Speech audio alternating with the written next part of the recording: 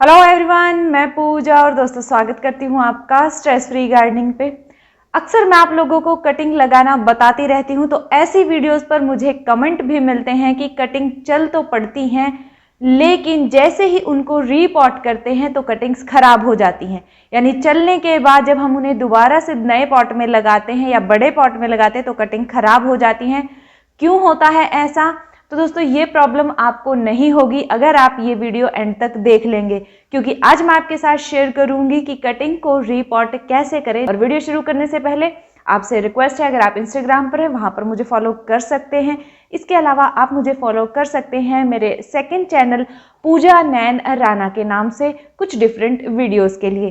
तो चलिए दोस्तों शुरू करते हैं आज का वीडियो और बताती हूँ आपको कटिंग को कैसे रीपॉट करना है। इससे पहले कि मैं कटिंग आपको प्रॉपर रीपॉट करके दिखाऊं, उससे पहले कुछ छोटे छोटे पॉइंट्स आपके साथ क्लियर कर लेती हूं। जिसमें पहला पॉइंट है कि कटिंग को जल्दी रीपॉट ना करें। जब तक जड़ें अच्छे से डेवलप ना हो जाएं, ग्रोथ जो है वो डबल ना हो जाए, तब तक उसे रीपॉट ना करें। क्योंकि जब आपको लगता है कि जड़ें डेवलप हो गई होंगी और आप रीपॉट कर देते, तो कई बार कई पौधे जो है वो पत्तियों पर पहले ध्यान देते हैं, रूट्स थोड़ी लेट डेवलप होती हैं। कई पौधे पत्तियों पर बाद में ध्यान देते हैं, लेकिन रूट्स पहले डेवलप करते हैं। तो जब आपको प्रॉपर ग्रोथ नजर आ जाए, गमले से के नीचे से जड़ें नजर आने लगे और ऊपर की ग्रोथ काफी हरी भरी नजर आने लगे, तभी आप पौधे को रीपॉट करें। रीपॉटिंग में जल्दी करने से भी हमारी जो कटिंग है वो खराब हो जाती है। दूसरा पॉइंट हमेशा ध्यान रखें कि अगर आप बिगिनर हैं और अक्सर आपके साथ ये गलती हो जाती है कि रीपॉटिंग करते ही पौधा खराब हो जाता है, तो हमेशा पौधे को उसके सीजन पर ही रीपॉट करें। अगर पौधे का ग्रोइंग सीजन मार्च में स्टार्ट होता है तो मार्च ही उसके लिए बेस्ट टाइम है रीपॉटिंग का। अगर आपने कटिंग मार्च में लगाई थी और फिर आप उसको रीपॉट करना चाहते हैं, ग्रोथ हो गई है, तो ध्यान रखिए आप उसकी रिपोर्टिंग अगस्त में जाकर कीजिए, जब रेनी सीजन अच्छे से स्टार्ट हो चुका हो, ह्यूमिड जो है इन्वायरमेंट हो गया हो हमारा। तो ऐसे में कटिंग चलने के चांस बढ़ जाते हैं रिपोर्टिंग के बाद। तो ये छोटी छोटी बातें हैं जो आपको जरूर ध्यान रखनी चाहिए। आइए अब मैं आपको बताती हूँ किन बातों का और ध्यान रखना है जब आप उसे रिपोर्ट कर रहे हों। तो दोस्तों ये मेरी कटिंग है लेंटाना की, येलो लेंटाना है, और कटिंग जो है वो 2 इंच के गमले में लगी हुई है। ग्रोथ आप देख सकते हैं, खूब अच्छी हरी हरी पत्तियां आ गई हैं। तो ग्रोथ अच्छी है, लगभग 6 महीने पुरानी कटिंग है ये। और आप देख सकते हैं इसमें रूट्स, हो सकता है आपको इसमें गमले में से नज़र ना आ रही हो, लेकिन अगर मैं बिना इससे देखूं तो मुझे क्लियरली नज़र आ रही हैं, डेवलप हो गई हैं रूट्स काफ़ी अच्छी। जब बहुत ज़्यादा रूट्स डेवलप हो जाती हैं और फिर भी हम रीपॉट नहीं करते हैं तो पौधा तब भी खराब हो जाता है। अच्छे से डेवलप्ड रूट हमें दिखने लग जाएं, पौधा रीपॉट करें, उसे उसी छोटे गमले में ना छोड़ें। मिट्टी की बात करूं तो मिट्टी हमें एक भाग लेनी है अपनी गार्डन सॉइल, एक भाग हम लेंगे रिवर सैंड का और एक भाग लेंगे हम अपना कंपोस्ट का यानी खाद का। गार्डन सॉइल अगर आपकी नॉर्मल नहीं है, चीकनी है, तो चीकनी गार्डन की जो मिट्टी होती है उसमें आप रिवर सैंड का इस्तेमाल कभी ना करें, और भी हार्ड आपकी मिट्टी हो जाएगी। बार बार मैं ये वीडियो में बताती रहती हूँ, जब भी रिपोर्टिंग करते हैं उसमें कोकोपीट का इस्तेमाल होगा। गमले की अगर बात करूं तो दोस्तों गमला मैंने यहाँ पर 5 इंच का गमला लिया है। छेद आप देख सकते हैं कितने सारे हैं, और छेदों को हमें किसी भी कपड़े से या फिर आप लगा लीजिए प्लास्टिक से नहीं कवर करना है। हमें मिट्टी को बाहर निकलने से रोकना है, ना कि पानी को। जब आप इन छेदों को पूरे तरीके से ढक देते हैं तो पानी नहीं निकलता है, नीचे से लगातार मिट्टी गीली रहती है और जड़ें गल जाती हैं। यहाँ मैंने छोटे छोटे कंकड़ डाले हैं ताकि मिट्टी बाहर ना निकले और पानी पौधे नीचे ना रुके। इस बात का ध्यान रखते हुए ही आपको छेदों को बंद करना है या थोड़े उसको मिट्टी को निकलने से रोकना है। सेंटर में मैं ये अपनी कटिंग रख रही हूँ ताकि एक स्पेस बना रहे और कितना मुझे मिट्टी डालनी है वो चीज़ें इसमें हो जाए। जब हम अपनी कटिंग को ऐसे रिपोर्ट करते हैं, ध्यान रखिए जितनी कम आप रूट्स को डिस्टर्ब करेंगे उतने ज़्यादा चांस बढ़ जाएंगे। खींचातानी करके कभी भी अपनी कटिंग को गमले से ना निकालें।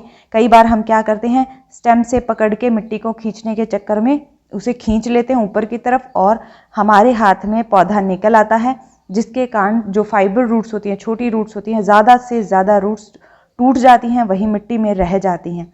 तो आपको इस बात का ध्यान रखना है, जड़ें बिल्कुल भी डिस्टर्ब नहीं करनी है।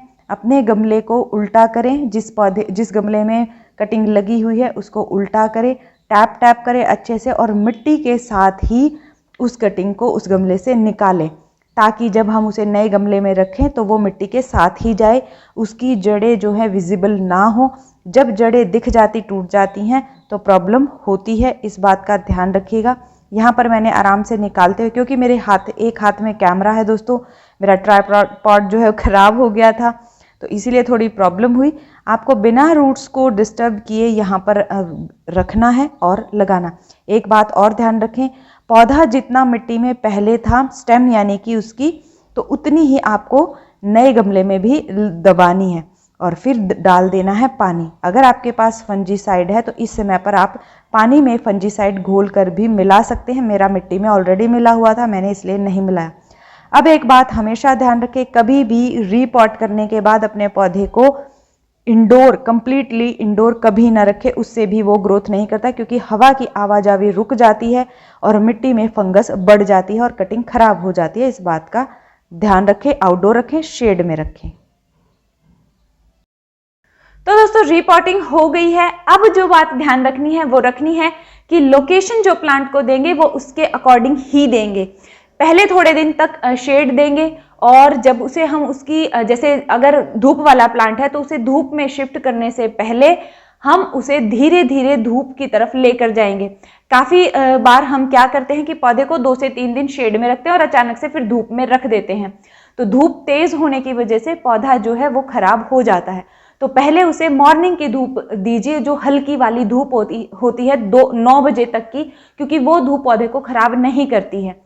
इसके अलावा बहुत सारे घने पौधों के बीच में भी आप अपनी कटिंग को रख सकते हैं, ताकि धूप जो है वो छन कर लगे।